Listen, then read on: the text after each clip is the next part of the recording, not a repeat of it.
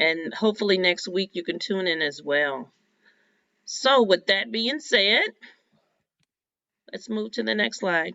So we want to take some time right now and just ask you today, how are you feeling? How are you feeling on this Tuesday? Right? For myself, earlier I was a little hyper.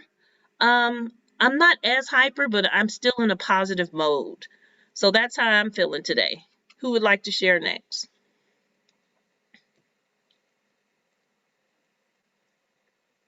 Adriana, will you share?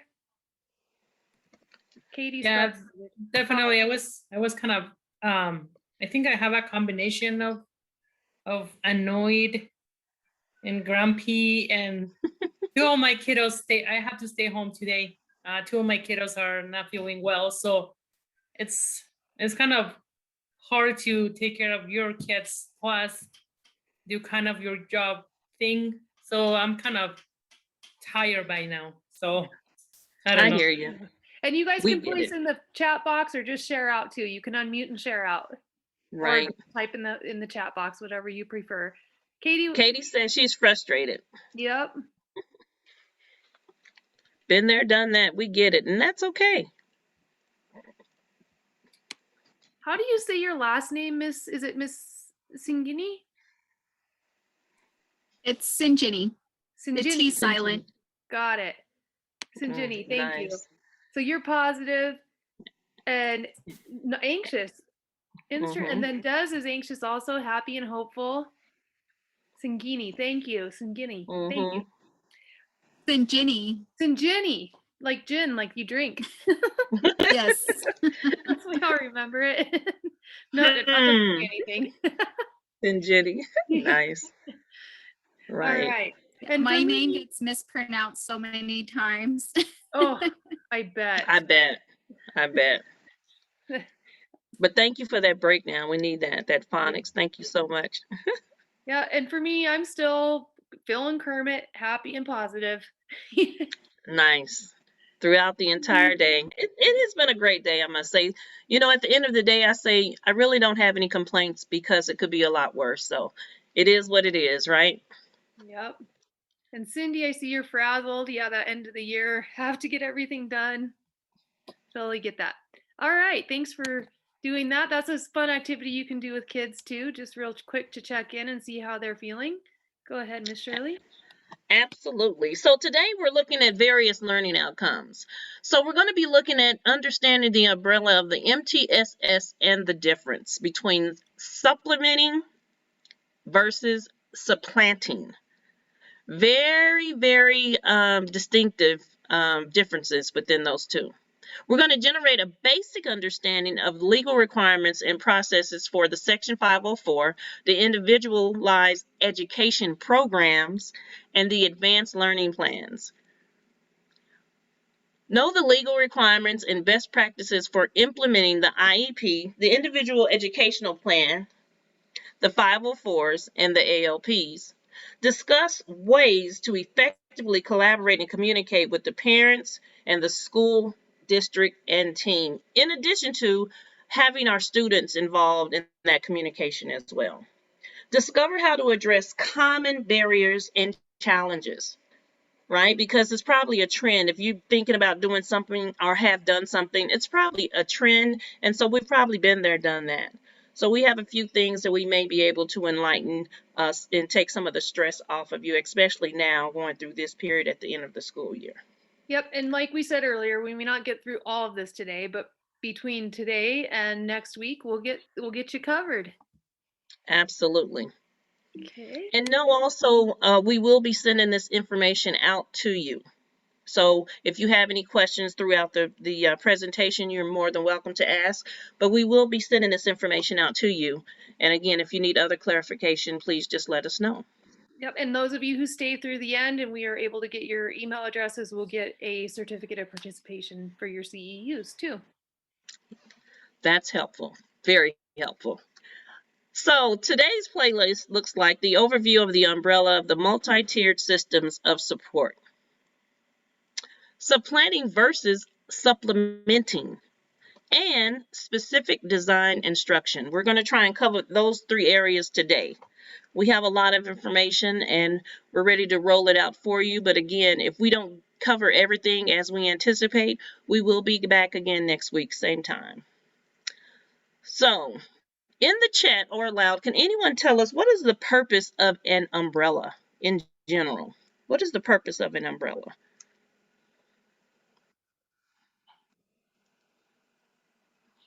Shield you from water or snow. Shield you, protection. Good. Adriana to protect.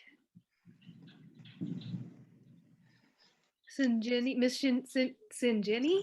Sinjini, Shield and protect. Absolutely. Absolutely. So when we think of the umbrella, basically when we go back and we look at the different programs and different information and accommodations and modifications and things we just think about in general when it comes to special education. The umbrella would be, next slide, Donna. And Katie, I love your cover everything underneath and Sylvester the coverage, because that will tie into our next slide. Absolutely. Didn't see that. Thank you so much for that. Absolutely. That coverage is very, very important. So when we look at the umbrella, as far as education wise, we're looking at prevention, enrichment, and intervention for all students, right? So when we're looking at MTSS, the multi-tiered systems of support, and we're trying to work to be with the whole child, not just a portion of the child, because it takes the whole child for them to be successful, right? So it's not just about their academics, it's also the social emotional learning and other aspects that go within that realm. So if we look at this umbrella when we talk about education, you have the parent engagement, teamwork, social, school, professional development, post-secondary goals, curriculum design, and all of these are intertwined with one another to work with the child as a whole. And this is for all children, not necessarily just per se special ed children, but this is for all children, because at the end of the day, we want all children to be successful. So we want that coverage and that protection and everything for all children, right? For sure.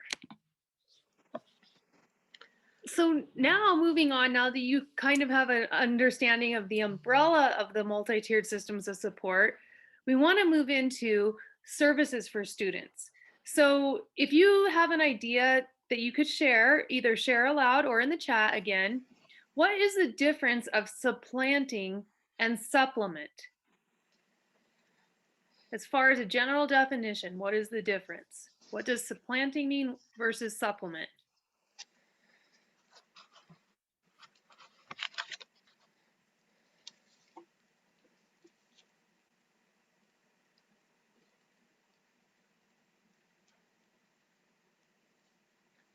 Well, Donna, can you please give us some examples of those? Sure. Let's go forward with that. So supplanting, the definition of it is replace, displace, supplant, supersede, mean to put out of a usual or proper place or into the place of another. Replace implies a filling of a place once occupied by something lost, destroyed, or no longer usable or adequate. And Cindy said supplement means add to an existing program. So supplanting, I like to think of it as this picture shows the different rows of a garden. Everything is on its own, growing on its own in its own organized way, but you're not really adding anything into that garden that isn't disorganized or enriching to the other species of plant.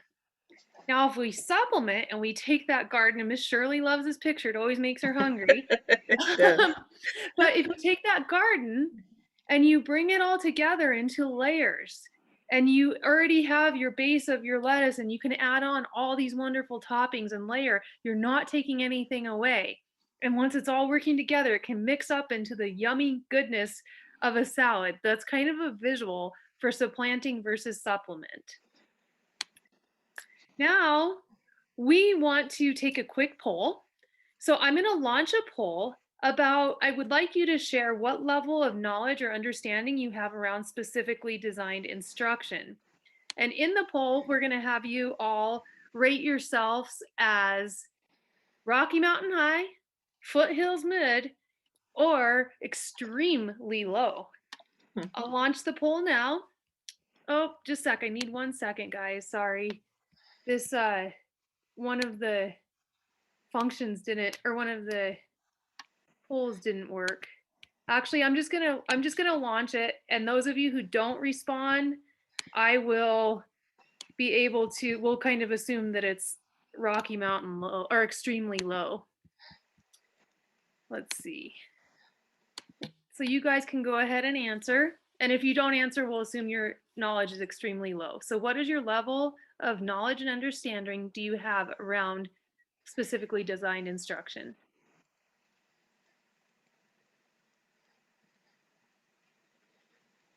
Okay, give another 5-10 seconds. It's good to see nobody is high, Mhm. because that means you might learn something. And we always hope that when we're presenting, you get at least one new takeaway. Absolutely. So I'm ending the poll. I'll share the results. And as you can see, we have everyone mid and everyone else would be extremely low. So that would be 2 for extremely low. Yep. Okay. All right. Let me get on to our next one. So specifically designed instruction or learning, it's targeted for students who to participate in a more prescribed and formal instructional process with a specialized program. All instruction and interventions work in conjunction with each other. The interventions are layered and not removed. And it goes beyond differentiated instruction and addresses the unique needs that exist for an individual student. So rather than pulling them from general education and making them just special education for their services if they have a reading difficulty, rather than doing that, the student may remain in general education with intervention supports at the tier 2 level from a reading interventionist, and then at that tier 3, look at special education services that are left over. And we're going to be talking more about this as we proceed. So again, that layered continuum of support, you're not removing something to replace with something else, you're layering it on. And here are some ways that that can be done. So every student receives those universal supports. What's available to every student? What do they get school-wide? And then some students may also need that tier 2 or targeted supports around interventions, social skills. They might be in social groups that you have.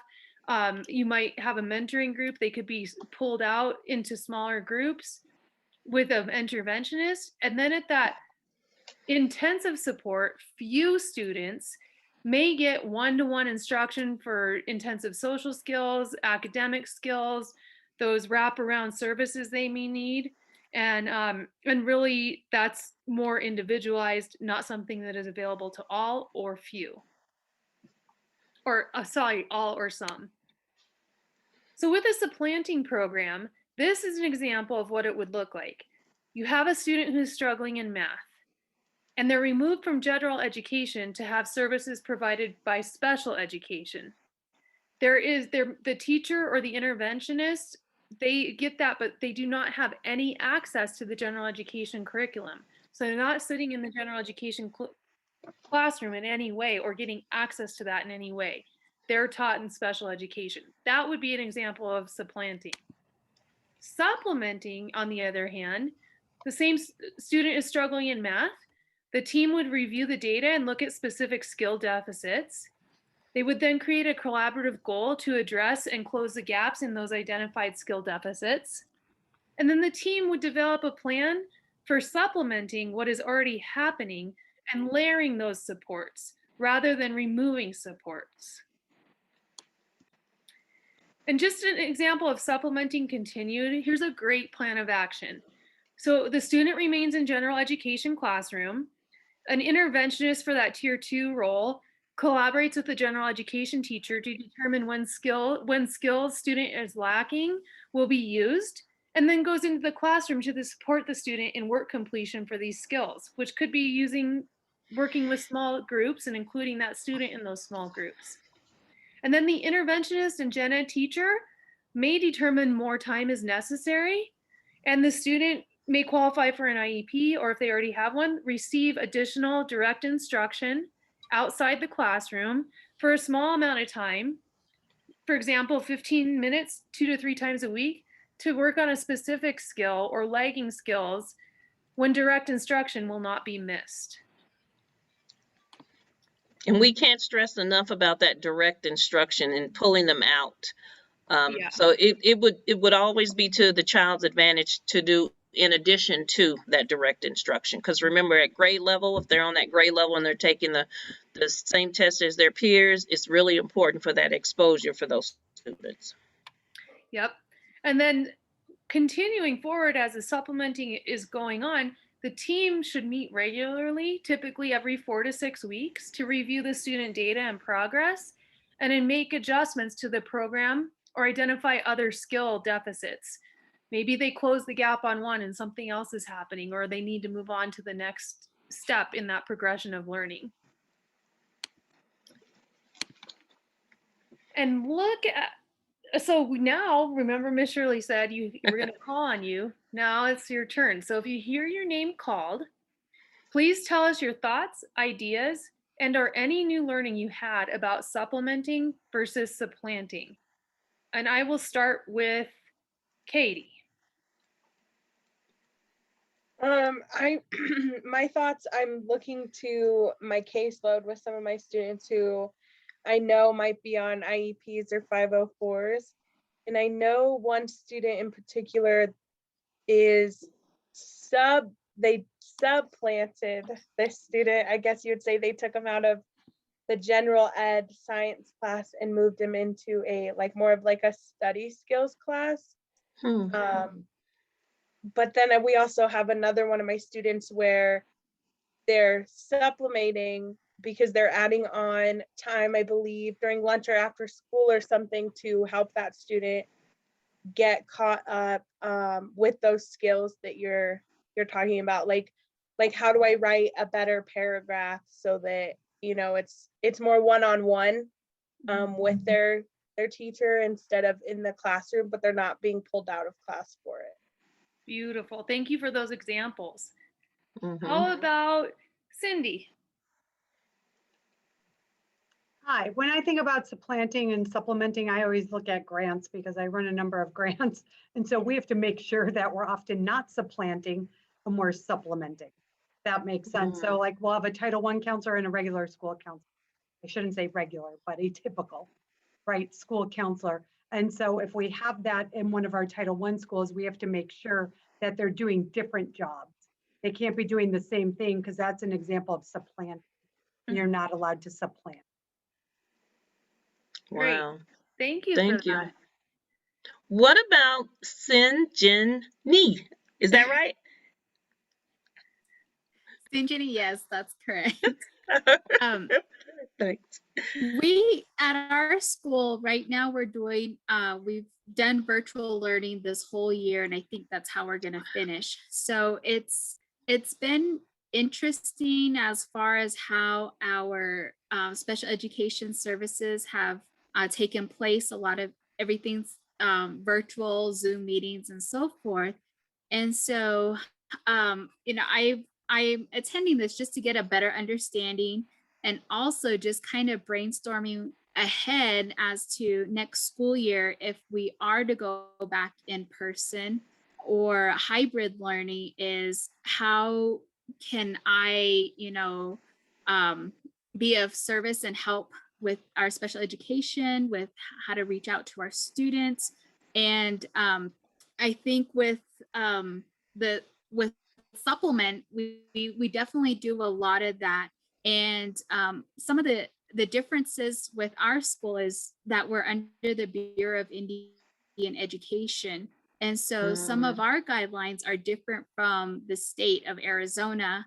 Just like with our 504, our whole packet is BIE, applies to all BIE schools, which is different from a public school setting process in a way. But I think it's interesting to see how it will play out for next school year, because if we do hybrid and we still have students that are in need of services, is how do we try to get them the same services as if a student was in person. And when we have encountered struggles with our internet connection, with just the location of where our families live, and it's been a challenge. So it's just kind of brainstorming ideas right now to plan ahead. And I did share this information with our school counselors from our school, because we definitely just have school counselors. We have a special education counselor, a residential counselor. So hopefully since they're not joining right now, hopefully they'll join the next session. Okay. And we have some resources at the end for you all to contact us if you need additional assistance also. This is just not it, just to let you know. We're Yep. here for All you. right, thank you. And Sylvester said that's his take as well, and going to try to attempt to homeschool independently. You're just learning about these terms, and you had a student who's previously had an IEP and has been virtual learning and supplementing with his learning. Yeah. I do see the struggles, and we've been working with schools for getting that remote. I know, Des, you've had some trouble with Hanover, similar to Lacey. Do you want to share what you think, Des? Yeah, definitely can relate to the rural challenges. We still have kids that when we go virtual, they just get paperwork. Yeah, a lot of, I don't know, I just think like our special ed teachers at the elementary and the high school do a lot of supplementing, and there's a lot of them going into the classrooms, and they've gotten pretty creative virtually. I guess one of the paras was telling me that he's like in the main class, and then he also like meets with all of them individually, but he has to be getting the instruction, so like he has everything going at once. So they've like been creative that way. Yeah, and I've seen, that's a great example, Des. I've seen people, like the paras are in that big group, and if a student needs help, they can put in the chat, I need help, and then that para can take them out into a breakout room. Absolutely. And help them, or the teacher and para rotate between those breakout rooms and support the students. There's so many ways that I've seen innovation occur. And like with this speech and special service providers, school psychologists that have time on IEPs, I see them also doing the same, attending the class virtually at the same time the student is, and then kind of doing chats back and forth just with that student, and then taking them into a breakout room with a couple of other students if they need to work with a small group on what they're learning in the general education once the instructor's done with the instructional part. Thank you. Adriana, do you have anything you'd like to add? Well, I don't know, being many of us being in K-12, I'm seeing kind of the differences that we're seeing in our district, especially the kids that I work in like elementary side. Sometimes they're supplanting, they get out, especially like one of my students get out of math class, she only stayed there for 5-10 minutes and then leave that class. And then obviously she's running behind, but I'm seeing the opposite in the middle school, that they have their special time, like 1 hour, of just to be there and then catch up on assignments or work on essays and things like that. So I'm seeing in that two buildings that supplementing and supplanting, especially because I was catching on that, like why they're not stay in that classroom with that support, like with a para or someone who's kind of helping her out. But now I'm kind of thinking about that a lot. And it's like that too, finding the paras and working in special education, like it's hard. It's kind of a hard task, but I was contrasting my two buildings. So right. And the other thing is you have two adults in a classroom, they can shift between students, and then that also doesn't call students out saying, oh, you're in special education or you need to get services. It's just that natural, especially in those middle school and high school years, when the students really become more self-aware. And then absolutely. I see a lot of, like Cherry Creek, I know does a great job with the special education teacher going in and co-teaching. And then at the start of Mhm. the year, they never call each other out as who's the special education teacher and who's the general Mhm. education teacher. The students never even know because they're Mhm. just co-teaching that's so fluid, yet the students are Mhm. getting the support in a natural way. Absolutely. And Mhm. as a peer evaluator, I was one of the peer evaluators for the district for Denver Public Schools. And I found a couple of co-teaching models that were just, oh my gosh, it was really, really great because I didn't know who the general ed teacher and I didn't know who the special ed teacher was. So when I went in and teaching was going on, it wasn't until after class they told me what was what. But that's a great model there. Even utilizing the paraprofessionals, that's why it's very important that the paraprofessionals are also educated on the curriculum and what you're going to be teaching. And they could, if they could plan with you, that would really be ideal because again, it's best practices for our students at the end of the day that we're looking for. Yeah, and then two staff aren't being pulled out multiple times or trying to run like crazy trying to see one student at a time. They can Absolutely.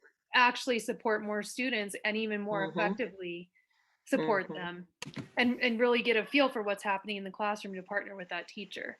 And You then know, and Adriana, you mentioned the downtime Mhm. with that period built in so that students can go and get help. I see a lot of schools in Douglas County and here in the metro area doing that too and calling it an advisory time. Yeah, and one of the things that I think the middle school, high school does great is like they communicate really well with the counselor, and they try to pull that group of kids, you know, in the same kind of schedule, and then that way the paraprofessional can as well like co-teach, you know, middle school, high school. I know elementary is harder, you know, because they're different ages and things, but you know, putting those kids kind of in the same classes help a lot to provide not only feel like, oh, I'm here for you, but there's multiple IEP cases in that class. And then that way they can support like in different, and then as you said, like they're not focusing only on those students, they can help others, you know, that way they don't feel like, oh, you're just here for me, especially high school to provide like to high schoolers, it's hard. They don't want to be like pointed out. So And you know, thank you for Absolutely. bringing that up because the scheduling piece is right now. It's happening now. And I learned a long, long time ago to get with my counselor as a special education teacher or as a counselor, get with the special education staff and you hand schedule those students into the schedule first and foremost, where you can do that grouping to be more effective. Also making sure that they get the classes first that they're going to be able to access and at their ability level. And Right. it saves so much time in the long run. Right. And then you work down to your students with read plans or ELPs and your ALPs, all of that. It's incredible how much that can help. So thank you for bringing that up. Anybody Yes. else have anything to add on this topic or questions to ask? All right, moving on. All right. So in the chat box, can anyone tell me the difference between a Section 504 plan and an IEP?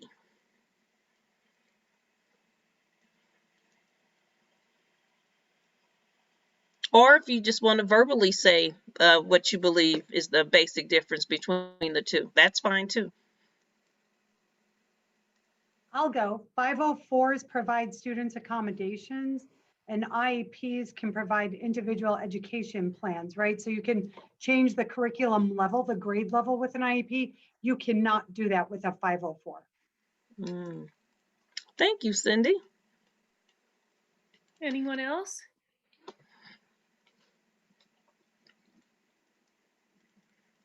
And just to clarify too, a student with an IEP doesn't have to have a different curriculum. That would be a modification. But just wanted to clarify that. Yeah, sorry. Yeah, that's what I meant. So you could actually modify it where you cannot with a 504. Right. So you can give a student who's in 5th grade a curriculum at a 3rd grade. You could actually change the level, right, with an IEP, where in a student with a 504, you cannot change the curriculum at all. Right. It's just about accessing that curriculum. Yeah, accessing. And providing accommodations around that, right? Yep. Right. And Accommodations, yes. Anyone else have anything?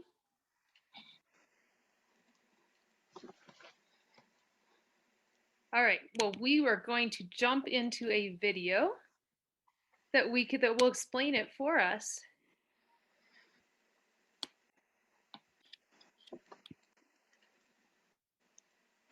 There are many differences between an IEP and a 504 plan. The first and most fundamental is they're governed by different laws. An IEP is governed by a special education law. 504 is governed under a civil rights law. And that makes a difference in what kinds of services and how an IEP plan and 504 plan come together. To qualify for an IEP, you have to have one of 13 specified conditions or disabilities that are written in the law. For example, specific learning disability, which would be something like dyslexia, would be a condition that a child would qualify for an IEP under. Having one of those 13 identified disabilities isn't enough to make sure your child gets an IEP. Whatever is going on with your child, whatever that disability is, also has to affect his performance in the classroom. And that's really important to know, because sometimes parents think that just having a disability qualifies for an IEP, but you also need to make sure that it's making a difference. It has what's called educational impact, adverse impact in the classroom for how your child's learning. For a 504 plan, a child needs to have a disability that is getting in the way of his learning in the general education classroom. The difference isn't that he needs specialized instruction, it's that he needs some changes to get benefit from his education the same way as other kids in that classroom. And so kids who have ADHD often have 504 plans. And what happens is just changes are made to the environment. And those changes are called accommodations. And those changes are made in the general education classroom and don't require specialized instruction. So for example, a child with ADHD may need extra time to work on a test or to get his homework done. So some people are concerned that a 504 plan isn't as good as an IEP. And the truth of the matter is that a 504 plan or an IEP can meet your child's needs. It just depends on how well it's put together. A well-written, well-implemented plan that everybody knows what's going to be happening and in place and is working on it can be very helpful for a child who doesn't need that specialized instruction. As long as there's a lot of follow-through and everybody's checking in to make sure it's working well, a 504 plan can be very helpful for kids in the classroom. Key takeaways. An IEP is governed by a special education law. A 504 plan is governed by a civil rights law. A 504 plan covers kids with disabilities who don't require specialized instruction. All right. All right. And so I just wanted to also share, I shared earlier today, I have a student I'm working with. She's a senior this year in Denver Public Schools. And so she has an individual education plan. So what we're doing is we've created a 504 plan for her so she can take that on with her throughout her adulthood. And again, she can take this to college, she can take this to work, wherever she needs to have that umbrella of that support, that will go with her. I just wanted to mention that as well. Yep. So after listening to the video, can someone tell me or everyone tell us what's one new thought or idea that came after watching the video? Was there more clarification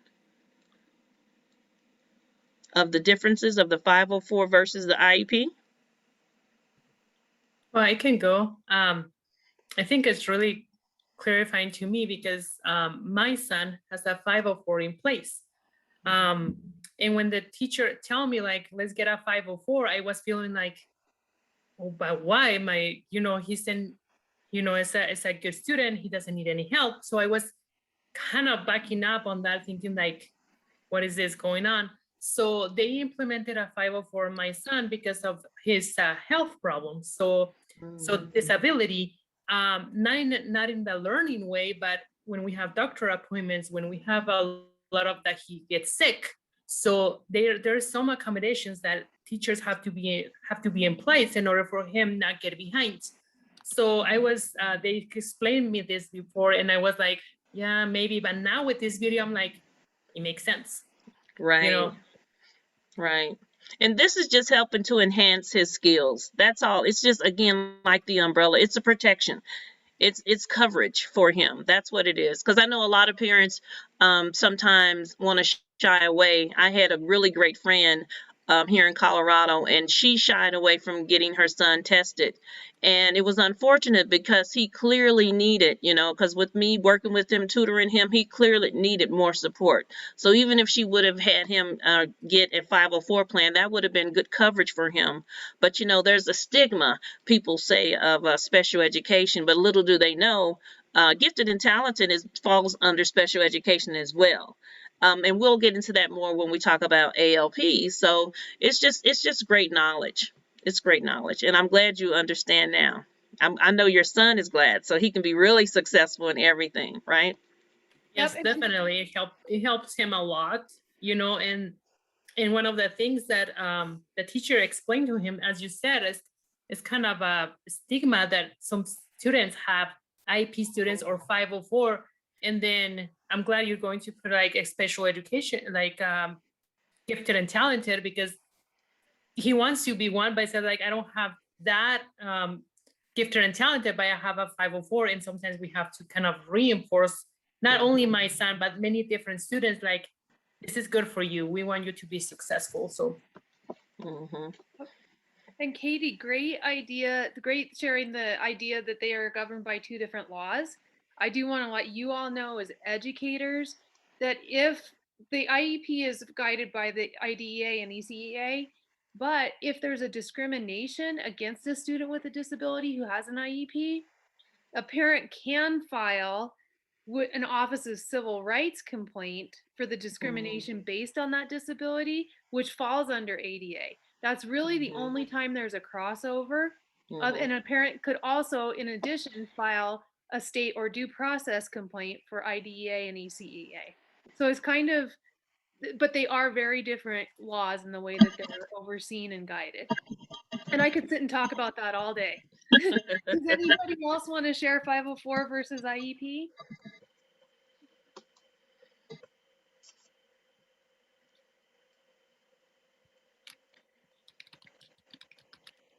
Okay, moving on.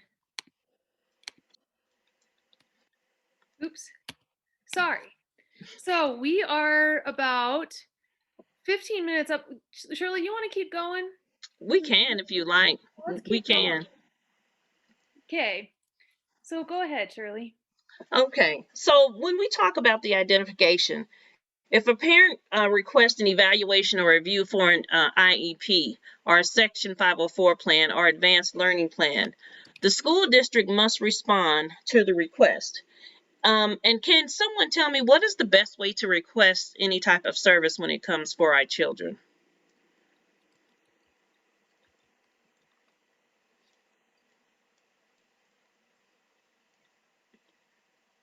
Cindy says writing. Absolutely. That is a great way. Right. As long as we write and we keep a paper trail, that is, I don't know, Donna, what you would say about that with the writing component, but that is the best way to keep track of everything, right? Yep. And, I think we get more into the request for evaluation in a little bit. So Right. we'll give you some more tips about that. Right. And then. There we go. And so in looking at the evaluation process, you're looking at the IEP with 60 calendar days to complete evaluation and determine the eligibility. And that's from the date consent for evaluation is received by the parents. That 60 calendar day timeline begins. Sorry. Right. No, that's okay. And you have to be aware of that calendar date because it plays an extensive role in moving forward of what's going to transpire, right? So if you're looking, so sometimes you may be looking for an SLD, a specific learning disability. They can request up to a 30-day extension. So that's why it's really important that you keep that paper trail and you ensure the calendar dates and you keep a match on them and you just, take notes and inquire and ask questions. It's okay to always ask questions if you don't feel comfortable about something, the timeline, because they can always explain it to you. And in addition to that, the Section 504 plan, it's a reasonable time frame. Donna, would you add to that? Yeah, so for both the advanced learning plan and the 504 plan, reasonable time frame. Judges kind of look at, are you working with the parents still? Have you been trying to schedule? Have you been trying to do the assessments? But if they do feel like there's a case for undue delay, They often use those IEP guidelines, even though they're different laws from the IEP, they will use those as setting precedent and guiding them through the process. Even though there aren't those as stringent calendar times. And I do know in Colorado, for gifted students, they are adding in components under that advanced learning plan from the that are similar to the IEP calendar days. It's just not something that's specifically in writing, it's just a general rule of thumb.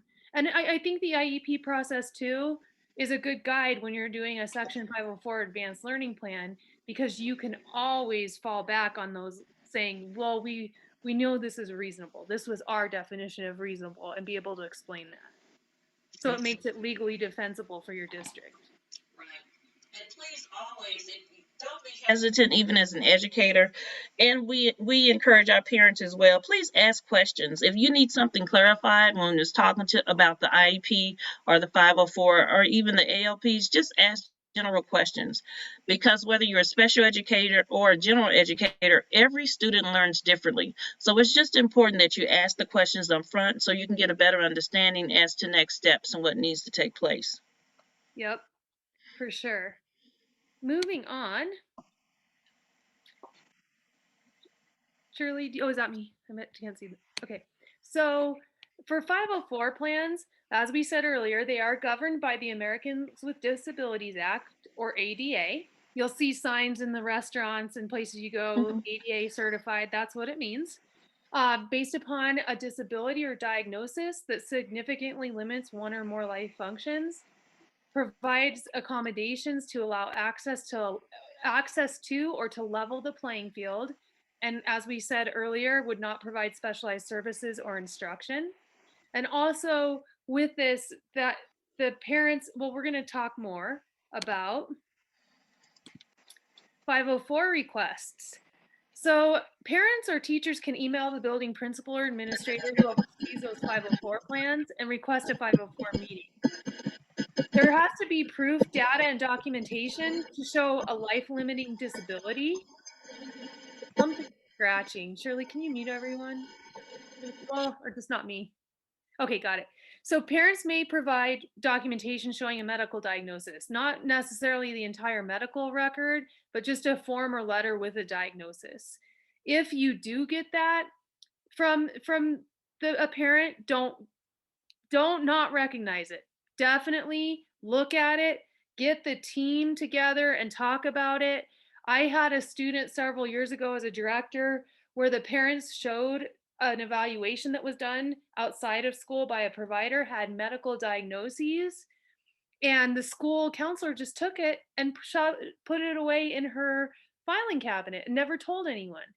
And the parent had given it to him because they wanted a 504 plan, but because they didn't know the words 504, the counselor just filed it.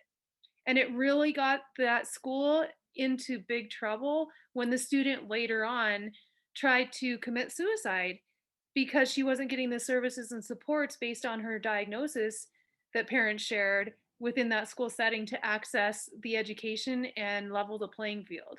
So you don't ever want to have something, that's an extreme story that is a true story that did happen. So if a parent hands you a medical diagnosis or shares with you that they have it, follow up. Don't put it to the side. And then if you get that diagnosis, you may need to collect some additional testing or data to determine how that is impacting and be able to determine what accommodations are appropriate. Any questions on this part or share stories that you want to share? I just kind of wanted to reflect on that too. When we were in person and we would have 504 requests from the parents, just depending on the child's diagnosis or what it was, the issue that we were facing, I really felt comfortable when there was a medical diagnosis. And one of the things that I would encourage the parents, especially if it's like ADHD or ADD, is when they're at their child's doctor's appointment, the doctor is evaluating, talking to their patient. And I said, one thing that would be really helpful coming from the doctor's perspective is if they also list some of the recommendations that they feel us as a school or the teachers can provide, so we can incorporate that into the recommendations, and we can kind of assign responsibilities to either myself as the school counselor, the student, the parent, the homeroom teacher, or the grade level teachers. Is that medical part really helped us out at times. And sometimes, you know, the doctor would write the child's diagnosed with ADHD and that's it. You know, there was no, you know, follow-up. So most of the parents, they were flexible in going back and asking, you know, just for further recommendations. And also on the parents' part is having them play that role too, because, you know, we have their child, you know, during a school day, but let's continue, you know, this routine when they get home too. And so, you know, it's well-rounded and well-balanced as well. And, you know, and again, it's really interesting doing the virtual learning. Some of the 504 that I've had to encounter this year was due to allergies and, you know, peanut allergies or, you know, some sort of food allergies. So all I did was really follow up with the parents because, you know, the child's in their care at home and they were pretty much okay. But, you know, come next school year, you know, we'd have to, you know, make sure that we continue on our part, you know, with some of the health related issues in that sense. Right. I love that because it shows that collaboration of everyone. It's wrapping that whole community around like our umbrella to cover and shield and help that student. And so working with those outside providers, parents, and school as a team and really seeing everyone that way helps everyone, and most importantly, that student. And it also helps with that transfer of learning from home to school and school to home. So thank you for sharing that. That's very insightful and something that, yeah, we definitely recommend at all times. And you know, with that too, I listen to the parents, right? If they know their child the best, if they're telling you something's wrong, something's wrong. I don't have many families that I've worked with where they're saying something and the school isn't listening, and then eventually the school listens and it's like, gosh, we should have listened a long time ago. And even with my own daughter the other day, she came across a struggle. I contacted the building administrator. He said, well, we don't want to have a meeting. He said, no, I know my child the best. I want to be in the meeting with her, and demanded it because I said, you're not listening. You see her for a portion of her day. I have her the rest of the time. So as schools, remember, parents know their children and don't turn a deaf ear. There's always something, even if the parent is saying something in anger, there's always something that you can find that's a key point to work with that student and helpful. Thank you. So fine, this will be our last slide for today, but don't leave because we have a couple of others to go through with you before you go so we can get you your certificate. But a 504 development, the team, including the parent, should convene to review the data and information to develop that plan. Identify those accommodations or supports that the student needs, and all components of the finalized plan must be implemented immediately and at all times. So if you write that plan today, it needs to happen tomorrow or the second that student's back. And if it's the first day of school, you can't wait 2 weeks for the teacher to plan how to give the accommodations. Those accommodations and components of the plan need to be effective immediately on the first day of school. And I do see a lot of districts struggling with that, but having that coordinator send that information to teachers ahead of time before they start their year can be helpful. And then the 504 plans, as we said before, are birth through adulthood or life. And as Shirley said, it carries over into work or college environments. And sometimes a student who's on an IEP, you may want to transition them to a 504 before they graduate so that they can take it on to post-secondary education and work. And Katie asked, how do they update them in work and college? So they would take, if they're going to college, they would take that to their college, like if they had an IEP or a 504, take that to the college, to the student services, and then that student services union would then determine how the accommodations are going to be put in place. And for work, if they don't have that 50, if they take it to work, they already have a 504 and they take it to work and show it to their employer, they're automatically so the employer has to give them those accommodations, and they cannot be fired due to anything Right. that's contained in that 504. Right. Great question. Right. Yes, very great. And I just wanted to add to the college part.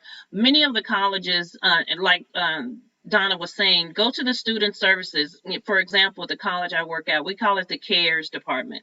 So they have different departments that work just with those, 504 plans or special education, whatever they need. But they're there, and don't let them tell you otherwise as educators or parents. So educate your parents. They have them. And then if a student leaves with an IEP and is not going to college, because an IEP doesn't transfer over into the college would take that IEP and determine if they need a 504. But if they're not going to college and they need a 504 for work, they would likely have to consult with a legal advisor or attorney to get that 504 developed post-secondary for the work environment. And then these plans are updated annually. A meeting is not required for these, for the annual meeting, but the best practice, of course, is to meet with parents in the school once per year to bring everybody, like Lacey said, bring them all together and problem solve and make sure things are still running the way they are. So with that, we are going to, we'll cover IEPs and all the other stuff next time, but Shirley did post into the chat our survey. And so if you could fill out that survey form, we would be able to have your email and send you a certificate for participating. You're also welcome to type your email address into the chat too, so we can grab that. And we at GSN, in case you don't come next week, we do partner with school districts to obtain grant funding. So if there's any areas of need, feel free to reach out to Shirley and I, and we'll get you in touch with the appropriate people and get you rolling. And then here's our survey. So take that, and then we'll send you our your certificate of completion or participation. And then if you need us, here is our contact. And I did record today's meeting, but started a little bit late. So we'll send you the recording, the PowerPoint, and your certificate of completion later on this week, hopefully tomorrow or the next day. And Absolutely. Before we let you go, do you have any questions for us?